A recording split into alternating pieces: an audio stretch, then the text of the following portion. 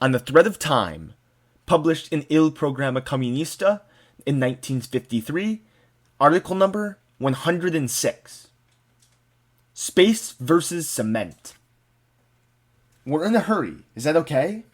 The Earth, on the bark of which we live, is shaped like a ball or a sphere. Let us digress for a moment. This concept, which for thousands of years has been extremely difficult for even the most brilliant scientists to understand, is now familiar to a 7-year-old child. This shows how stupid the distinction between easy and difficult to understand is. That is why a doctrine which affirms the existence of a great course of history, accomplished by great leaps and bounds by the new generation of classes, would be meaningless if it allowed itself to be stopped by the concern to present to the advancing, revolutionary class only pills of easy concepts. Unlike Silvio Gigli, a radio host at the time, we are going to pose to you some very difficult problems, but we will give you the questions and answers. So this ball, the Earth, has a diameter of about 12,700 kilometers, which we have calculated by measuring its belly, on which we have transformed 40 million times the standard meter of platinum kept in Paris at the International Institute of Weights and Measures. How did they get over the water? But let's leave joking aside, and stop imitating those who speak unintelligibly for the sake of unintelligibility, so that we can say to them, "How cultured! You really don't understand anything." This darkness is the basis of the glory of 99% of great men. Therefore, by means of small calculation, 4th grade level, we establish that the surface of the Earth is 500 million square kilometers. The seas occupy more than 2/3 of it, and only 150 million remain to walk on it dry. Among these are the polar caps, the deserts, the very high mountains, and therefore it's assumed that the human species, the only one that lives in all areas of the sphere together with its domestic animals, is left with 125 million. Since today the books say that we are around 2,500 million, we human animalcules who stick our noses into everything, it is clear that, on average, our species has 1 square kilometer for every 20 of its members.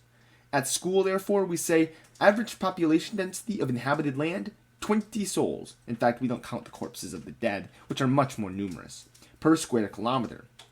We all have an idea of what 20 people represent. As for the square kilometer, it's not difficult to imagine. We are in Milan. This is the space that occupies the park between Arco del Sempione and the Castello Sforzesca, including the arena. Since 50,000 people manage to squeeze into the stadium of the arena for 2 big football games, a square kilometer can hold, with compact crowd, meetings of Mussolini, Togliatti, and others, 5 million souls. Barely. More than the combined population of Milan, Rome, and Naples, 250,000 times more than the average population density on Earth. Thus, if the 20 unfortunate symbolic average men stood at the intersections of a net of equal meshes, they would be 223 meters apart. They would not even be able to talk to each other.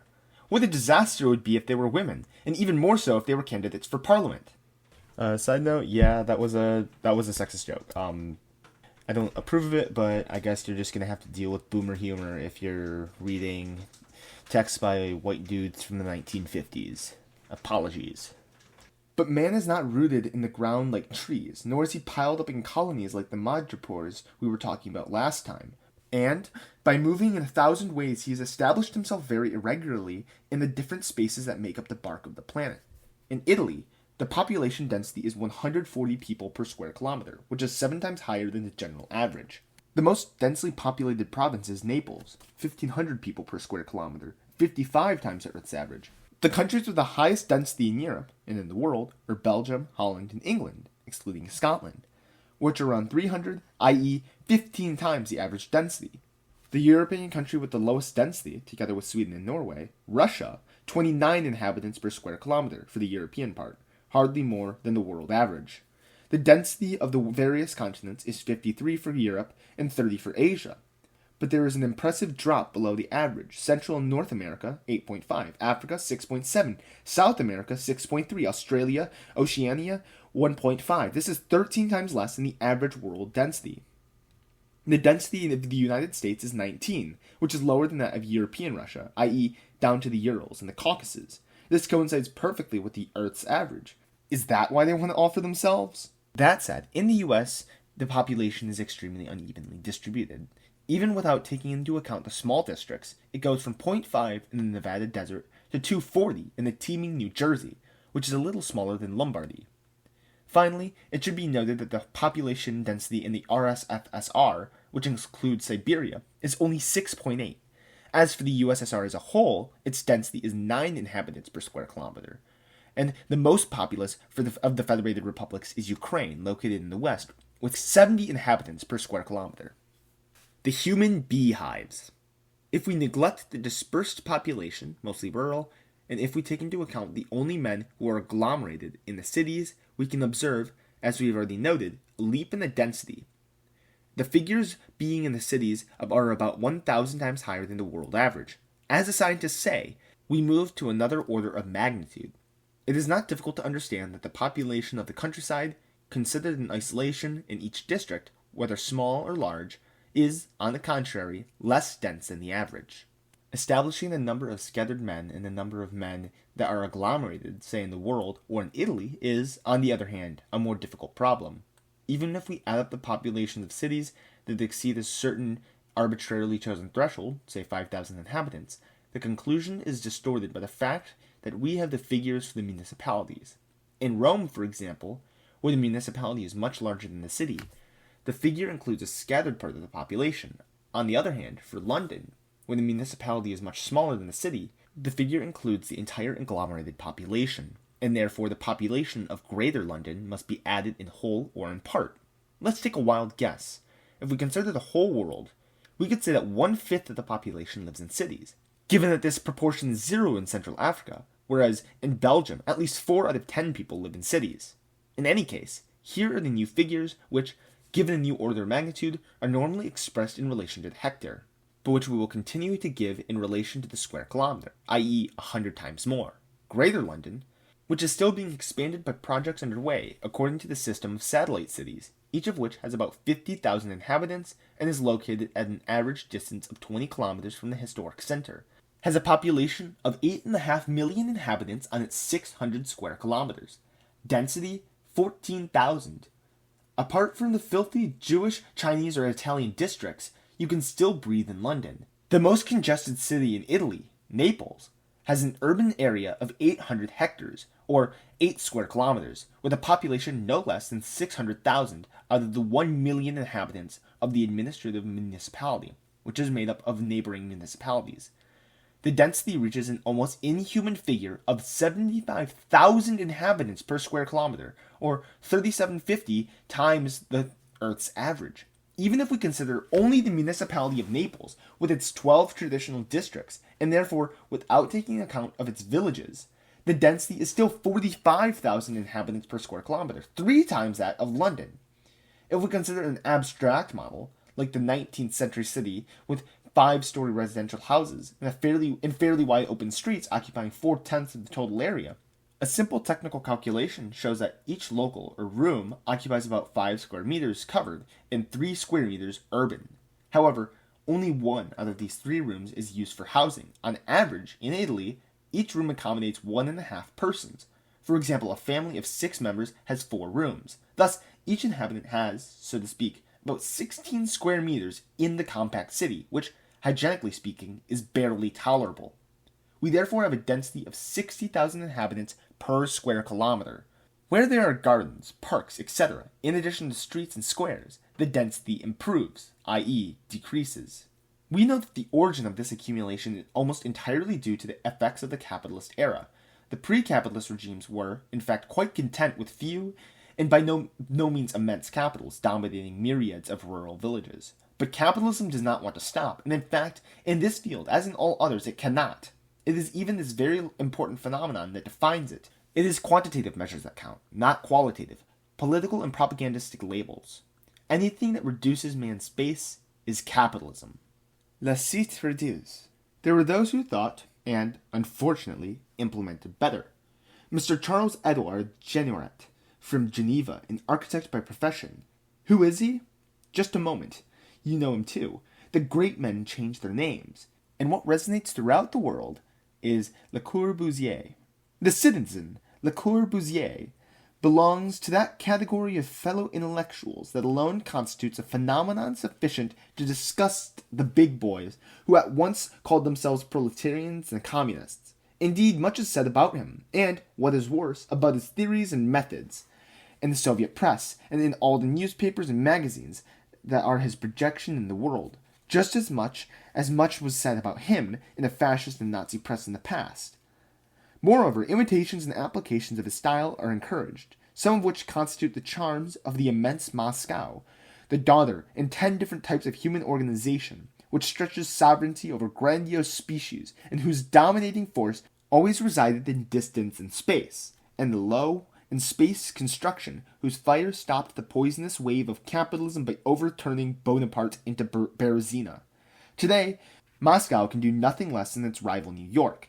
But skyscrapers and paranoia, a la Le Corbusier, are not the same thing. One should not believe that the 12 million New Yorkers are cramped more in their urban constellation than Londoners, despite their greater height of the buildings.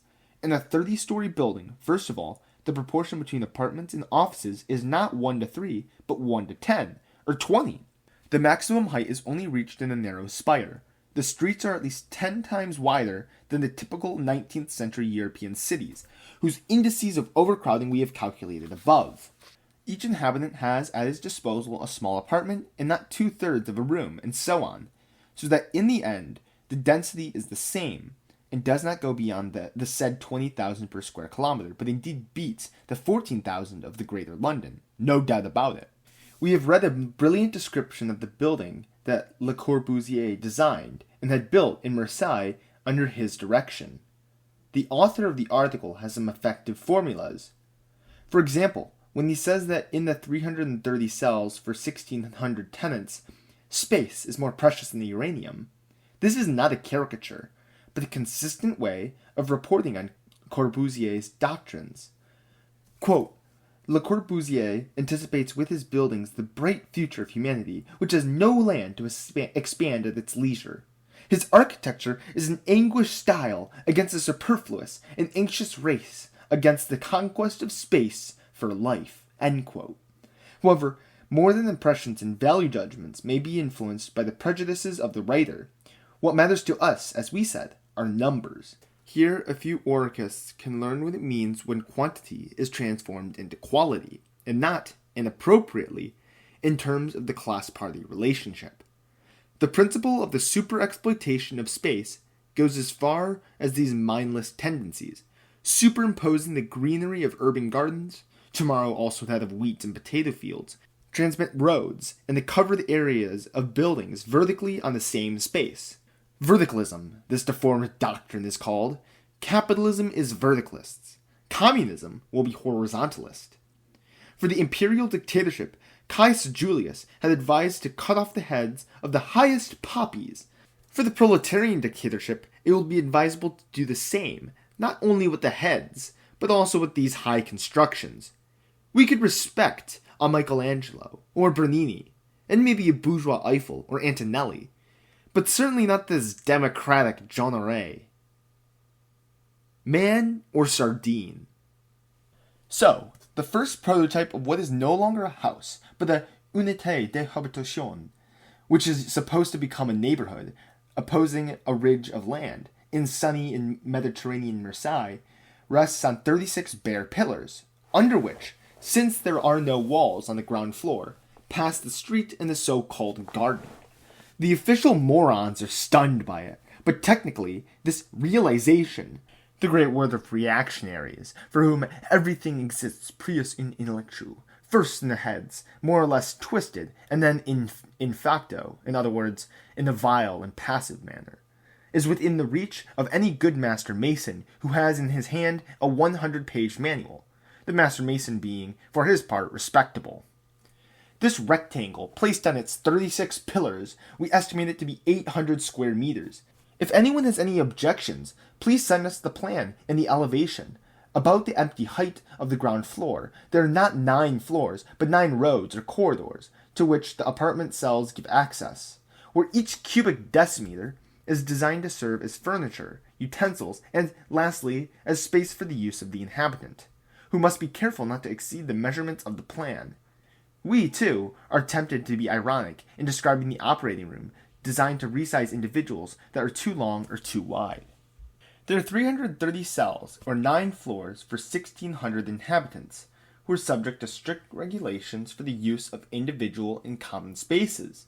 Let's not dwell on the aspects of the installation and the life of the inhabitants of this structure, which the above-mentioned journalist has fun calling a golden penitentiary, a large gray shack, and a ghost ship. Let us remember this figure. According to the project, there are 1,600 inhabitants. Keeping 1,600 cretins on 800 square meters means going down from 10 square meters roofed per inhabitants to half a square meter. Let's be careful, and suppose that not all the units will be housing units, and that there will be units for work and public services, and that therefore the inhabitants will occupy a space of 1.5 meters. Let's be clear, there are 9 floors, to speak of the old way, and in the house itself, everyone has about 5 square meters, the size of a small storeroom, to move around with all the various furniture and appliances. We could thus reach 650,000 people per square kilometer, but if we include 30% for the streets and squares, assuming that artificial light and air conditioning will not make it possible to put the various parallel pipeheads directly in contact with each other by blocking entrances and windows, we come down to about 400,000 inhabitants per square kilometer. If we even plan for vast empty spaces and parks, Le Corbusier, an excellent hoarder, we have still managed to fit 200,000 bipeds over 1 square kilometer. So nature has given the human species enough land to give us 20 per square kilometer. Civilization and history have wanted us in advanced nations to begin to squeeze together 10 times as much. Let us say that we speak of progress all the same. But the urban type of organization has established that the richest and most advanced men in culture and wisdom would be in cities, where there would be 1,000 times more cramped. The capitalist mania for amassing sardine men did not stop there. The Le Corbusiers, who deliberately cover their eyes. We are not talking about uninhabited deserts, as there may be in Canada or Australia, but about the expanses of fields with green harvests, which alone are the source of this life, in the fullness of which they claim to provide. They want to amass at least 10 times more, by thus making the living undergo a density 10,000 times greater than the Earth's average. Perhaps they think that such ratios will contribute to the multiplication of human ants. Anyone who applauds such tendencies should not be considered only as a defender of capitalist doctrines, ideals, and interests, but as an accomplice in the pathological tendencies of the supreme stage of capitalism in decay and dissolution. By dint of praising their science and technology and the ability to overcome all obstacles, founded cities in their own excrement, as Engels said, and intended to organize human life in such a functional way that the inhabitants of this ultra-rational system would no longer be able to distinguish the bathtub from the sewer. The revolutionary struggle for the destruction of the dreadful sprawling agglomerations can be defined as follows: communist oxygen versus capitalist cesspool, space versus cement. The race to overcrowding is not due to lack of space. In spite of human prolificness, which is also the daughter of class oppression, space abounds everywhere. What provokes the race to overcrowding are the demands of the capitalist mode of production, which inexorably pushes ever further its prospects of work in masses of men. Yesterday. The saving on constant capital. Since we do not write to immerse ourselves in the intoxication of the creative spirit, but because we are at the service of party work, we must, as usual, take a break to prove that we are not launching a new discourse or even discovering a new law of history, but that we are walking firmly in the footsteps of established doctrine. Marx, after having described in his first book of Capital the process of capitalist production, which, although framed in the wider social and historical field, presents above all the class relationship between capitalists and workers within the firm.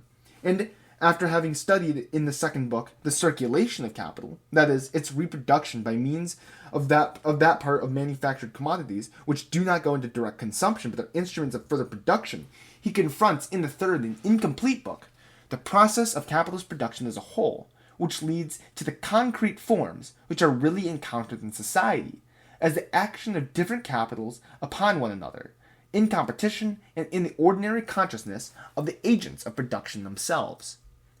The exposition was obviously to end with chapters that would have dealt, as we have often said, with the question of the political action of the struggling classes and the consciousness of class action as a final effect and superstructure of everything else. In the 5th chapter, before arriving at the establishing of the law of the tendency of the average rate of profit to fall, Marx deals with a point of first importance, the economy, savings, and the use of constant capital. Dialectically, this is one of the points that Stalin misreported, if not misunderstood, in his famous text. Capital, like every capitalist, does everything to raise its profits, and therefore also to the rate of its profits. If capitalist society wanted, or could, oppose the discoveries and inventions that increase the productivity of human labor, only then would capitalist society succeed in avoiding the fall of the rate of profit, by disproportionately increasing the number of exploited proletarians without continuously increasing consumption. Refer to Dialogue of Stalin, 3rd day. But unable to do this, capital struggles with other means to delay and slow down the fall of the rate of profit, a fall that accumulation and concentration nevertheless makes completely compatible with the unlimited increase of total mass of profits and the profit of each enterprise. In the firm of the profit of capital is the excess of the selling price of all the goods produced, e.g. in a year, over their cost or cost of production. Therefore, capital tries to sell at a high price and to reduce production costs. Further on, Marx will deal with the effect of the change on market prices. For now, however, he discusses the cost of production. In Marx's theory, the cost of production is divided into 2 parts: variable capital, which is the advanced expenditure for all wages and salaries, and constant capital, which is the sum spent to acquire raw materials and to keep plants, machinery, etc. running at all times. We are not talking here about the obvious way to increase profit, which is to lower wages, and moreover, this is not the general trend of capitalism, at least in the period following the decade of most ferocious exploitation. Historically, the worker's wage increases in current figures, and even in constant value expressed in non-depreciated currency, for example in lira, or in 1914 dollars. But if it is measured in terms of average social labor time, it decreases, even though the worker's standard of living has increased, because the increase in labor productivity, in technical terms, has lowered the value, if not the price, of all commodities that the worker consumes. But this is a question that we'll address later. For the moment, let us suppose that the selling price and the price of wages remains unchanged. It's obvious that capital will try to reduce the cost of the constant part of the spent capital. Not only are there various ways of achieving this goal, but it is a decisive tendency of capitalist economy to move in this direction. Marx sets aside a first way, the lengthening of the working day for equal pay, and even if the wage increases proportionally, or if over time it is paid at a higher rate. In this case, in fact, if one does not, of course, save on raw materials, one saves on the use of machines and buildings by shortening the duration of the rotation, that is, the length of the production cycle they allow to be carried out. It should be noted that one means frequently used by capitalism to achieve such savings is to introduce continuous work shifts, which, in addition, for example, by preventing the cooling of furnaces, saves energy and therefore profit. Threefold parasitism. But even assuming that the workers manage to refuse any increase, even paid, in working time, there are 3 other ways of reducing the expense of constant capital. 1. Enlarge or regroup the companies. The very fact of associating previously isolated workers, even if no changes are made to work techniques, leads to enormous savings. Construction of a single workplace, savings on lighting, heating, and other overheads, etc. Thus, even if hand tools remain the same, innumerable small forges scattered around represent an enormous dispersion of heat compared to a single large forge served by an army of forgers. And one can think of hundreds of other examples. Quote, this total economy, arising as it does from the concentration of the means of production and their use en masse, imperatively requires, however, the accumulation and cooperation of laborers, i.e., a social combination of labor. Hence, it originates quite as much from the social nature of labor, just as the surplus value originates from the surplus labor of the individual laborer considered singly. End quote.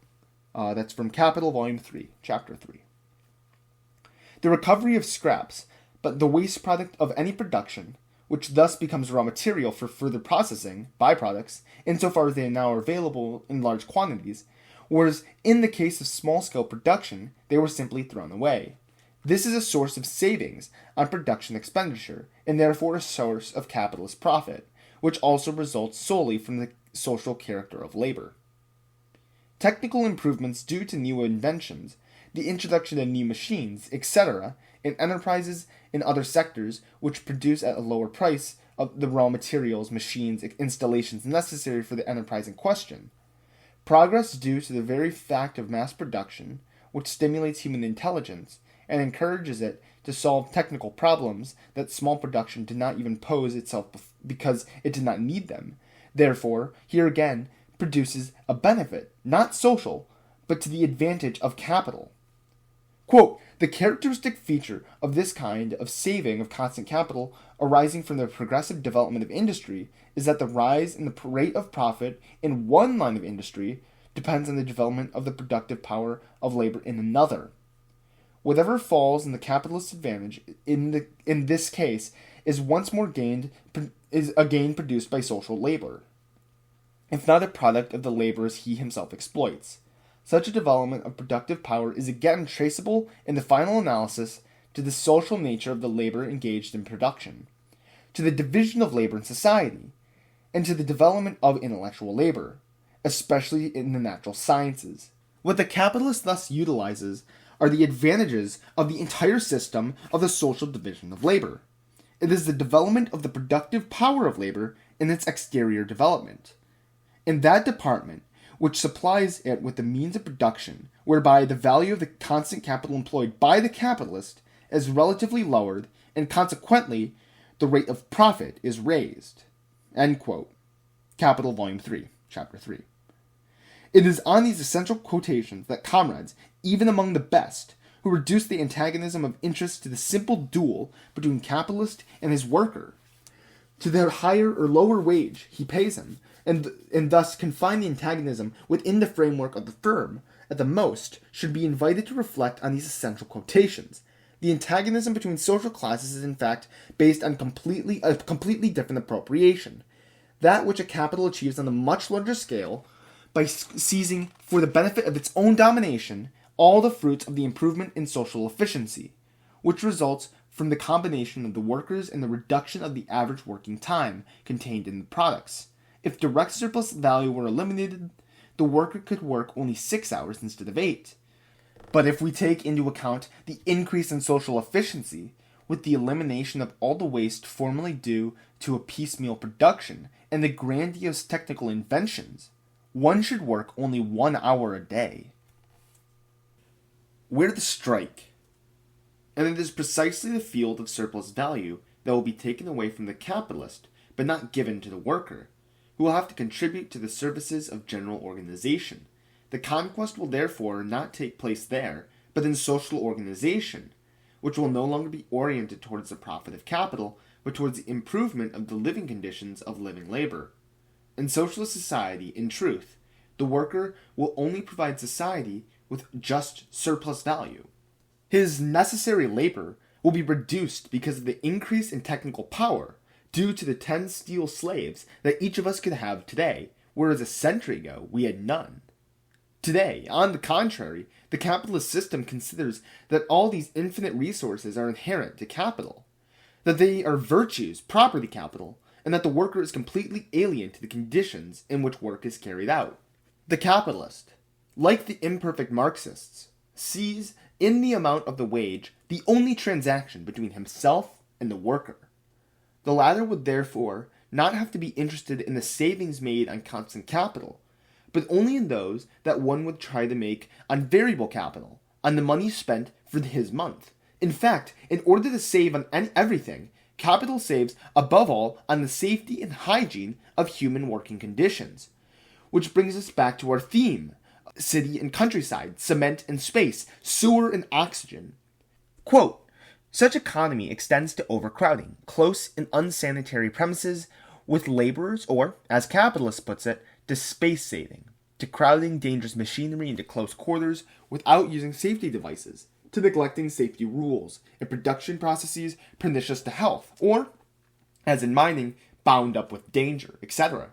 Not to mention the absence of all provisions to render the production process human, agreeable, or at least bearable.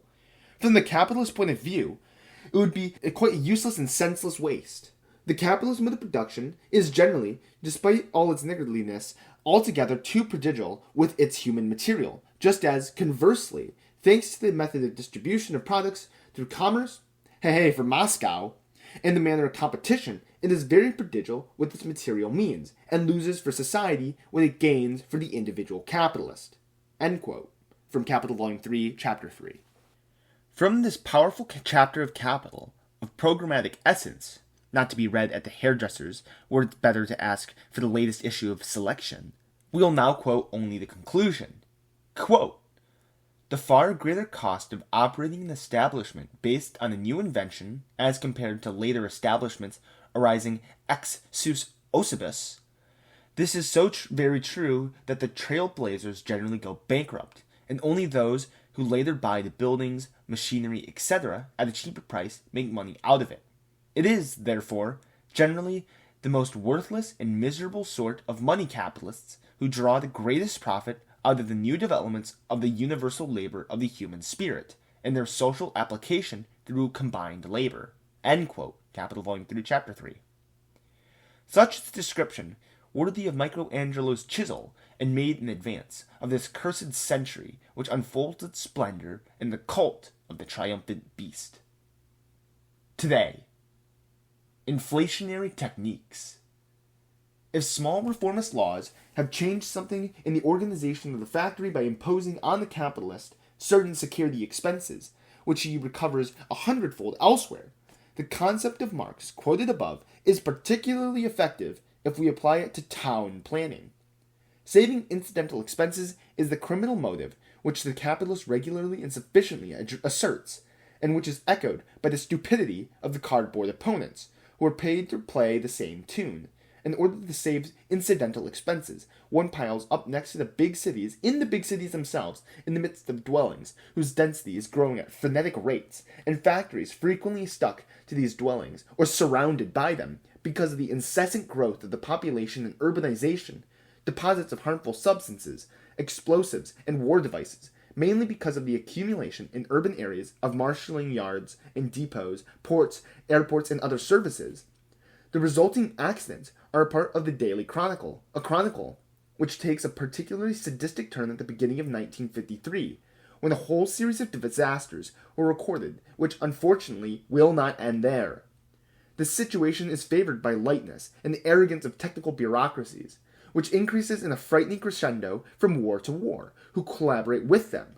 Nor is it intended that the only measure in the opposite direction is thinning, interpose greater distances between the various services, and at least stop the installation of new monsters in the heart of inhabited areas and industrial zones. The lesson of carpet bombing and coven trading has served no real purpose.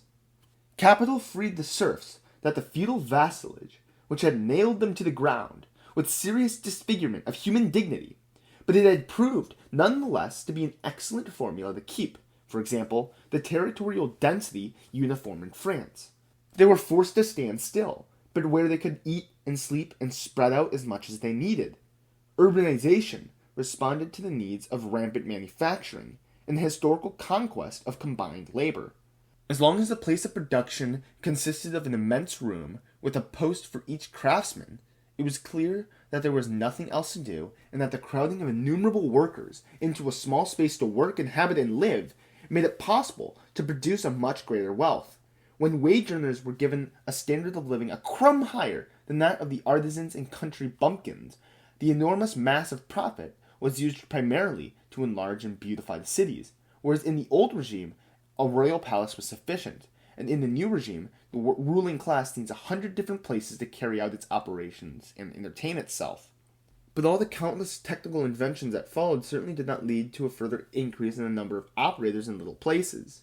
On the contrary, if we were looking for an index defined as a technological density, given by a number of workers that must be collected in a given space for a given production, we see that the general law is that density tends to decrease. In the mechanical industry, an enormous number of operations that were carried out by groups of laborers and a series of specialized workers are simplified by the use of automatic mechanisms or remotely operated by very few operators in the front control panels. The area of the Fiat plants has grown more than the number of workers, and production has grown even greater. Marx had already been able to describe the revolution that followed the replacement of the manual loom by the mechanical loom in the textile industry, which led to a sharp drop in the number of workers for the same quantity of spindles. In flour mills today, we have mechanical mills where all the tools are operated by a single operator, from the pouring of wheat into the hoppers to the discharge of sacks of flour, and so on and so forth. Even on arable land, when the tractor replaces the spade or the plow pulled by animals, there is a huge drop in the number of farmers for the same farm and for the same area of cultivated land. And finally, another example can be drawn from navigation. In the triremes and galleys, a boat of a few tens of tons contained 100 or more oarsmen, slaves, or criminals, chained to the benches. Today, a much smaller number of crew maneuvering personnel, and less than that of the less ancient sailing ships, is enough to drive a transatlantic liner of 5,000 tons.